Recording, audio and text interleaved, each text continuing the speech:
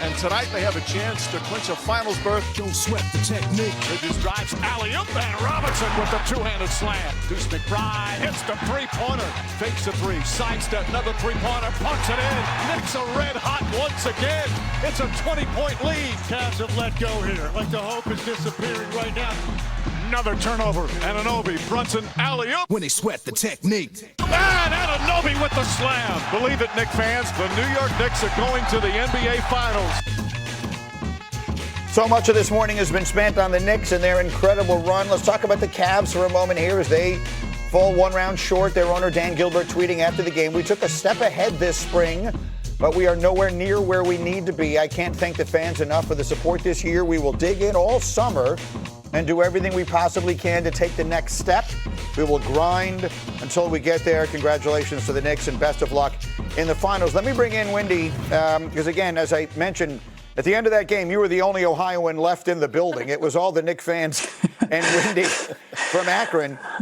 When the owner says, "We will dig in all summer and do everything we possibly can to take the next step," people will immediately say, does that mean the return once again, once and for all, one final last dance, if you will, for LeBron James? What do we think is headed this way here in Cleveland? I think the Cavs have two pathways. And Kenny Atkinson floated this on the podium last night after the game, that they could bring this team back, put them through a training camp, and try to, again, just like the Knicks kind of did this year, if you believe in the roster, which honestly it's a hard sell because they were 8-10 in the playoffs and were not competitive with the Knicks.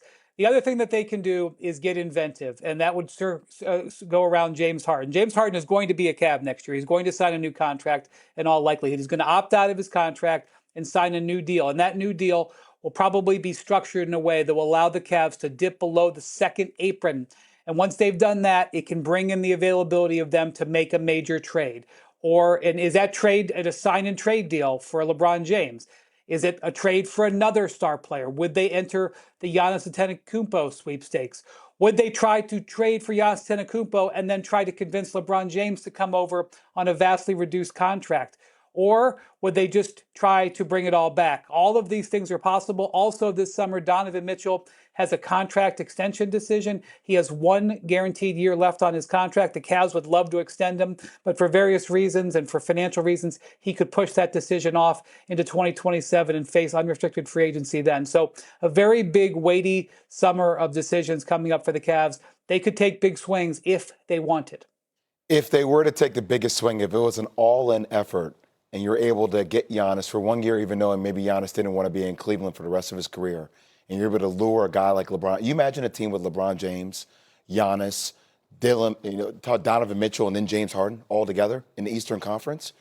Like, why not swing for it? Well, they would win the NBA championship of 2013 easily. I mean, that team would run away and hide with the 2013 NBA championship. They would be the favorite next year. The problem is it's going to be 2027. LeBron James at 43 and James Harden, the guy we just watched. If you're able to get Giannis, it's more. If you're able to get Giannis, games is Giannis going to play? Greedy, focus more on the Giannis factor. Okay. Because the issue that they had in their wins, what do we see? Dominant post players that played with force and authority. Jarrett Allen, Evan Mobley.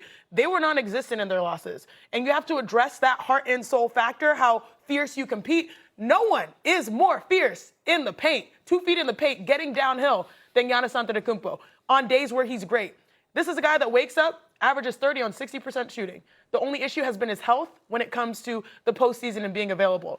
That type of mindset, coupled with people that can actually pass him the ball and, well, hopefully knock down shots. We know Don has. James Harden left stuff to be desired. I can see the Giannis angle as a fix. The question is, will Giannis want to do it? Because he's been What's his motivation? up and down. And will LeBron up want and to do down. it? Go ahead. Again, for both LeBron of them, take way less money to do it. Yeah, which would you take less money? At that age? Taking less money in this economy. What you're also looking at is it just feels like throwing a bunch of star players into a bowl and hoping it all works when you have two guys that don't really stretch the floor and two guys that need to drive into the paint to be successful. I'm not sure that really works, but we shall see, because if you're Dan Gilbert, that can't be acceptable. Your building was taken over. Your team quit. You got to do better. And then the question is, can Kenny Atkinson lead a group like that with so many strong personalities? In fairness, 18 games in 38 days, 14 back-to-backs. I agree. I've been saying they it the had whole no time. legs. They had no legs on their shot. They had clearly no legs to run back on defense. Right. So the circumstances, they've been playing almost every other day. Right. You could just see it. I know the narrative and the joke and the definition on Webster by Chuck was quit. Right. But I just feel like they knew they didn't have it in it early. I understand that. Yeah. They also went 7 games in a first-round series, and I don't mean to disrespect have Toronto, to. but don't go 7 games. Yeah. They went 7 against Detroit. They Didn't had have the to. lead at home in their own building in Game 6. This is, I mean, you win a championship a lot of different ways, and one of them is by earning all this rest, by making sure that you're the healthy team, by making sure you're the fresh-legged team. Let me just get a quick final thought on this from the Windman, just as far as the LeBron of it all. From a timetable standpoint, I heard LeBron say last week, I'll know by August what I'm planning on doing. August feels like a long way off with a lot of decisions being made between now and then. Give me a little timetable idea here. I'm going to treat that as a throwaway line from LeBron. He's on vacation right now. When he comes back, he'll get serious. He's going to have to decide whether he wants to be a Laker, and the Lakers are going to have to decide how much they're going to offer him in the next 2 or 3 weeks. He has a $58 million cap hold. The Lakers have to deal with that. If he remains a Laker, this is all going to be moot. And I do think that they're, despite, what they might posture that would be basically negotiating, I do think there's a pathway for him to stay in LA. But if it is not, and if the Lakers want to use that cap space elsewhere, then there will be things open for LeBron. But I still have never heard LeBron say he's willing to take a very small contract. If he does say that, we'll be glad to report on that. But I have yet to hear that, and that's kind of where the dreams in Cleveland kind of die right now. All right, we'll see what happens with them. We'll get back to the Knicks in just a couple of minutes. There's one other thing I wanted to make sure better team is going to be the headline. On this one, I'm going to defer to my players. I'm going to defer to you guys who played because it's easy for me to sit here and say, what the hell are you talking about? You just got swept and your team basically gave up in the 4th game and all of that. How can you then say you're the better team? But I think maybe there is something in the mentality of the athlete that you have to be able to convince yourself of that in order to get to be where James Harden is. So I will defer to you. What do you think of him saying afterwards, I feel like we're the better team? He did say in his defense that they got dominated in 4 games prior to that. Which is evidence that would suggest they aren't the better team, which is what I'm saying when I say that maybe you have to be, you have to be a little crazy, right? You have to delude yourself into thinking that you're the better team anyway. Out of anyone on this network, I am probably the biggest James Harden apologist because I am from Houston, Texas, where he became an MVP and was extremely dominant. But in my soul, there's no way you can say you're the better team or your team is a better team when you get swept in the manner in which you got swept. And it's unfortunate. And on top of it, to say it when you know that in this series, you left much to be desired, that's tough. They were not the better team. And it was proven handily. And so I have a tough time agreeing. Now, when we go into games, we tell ourselves that.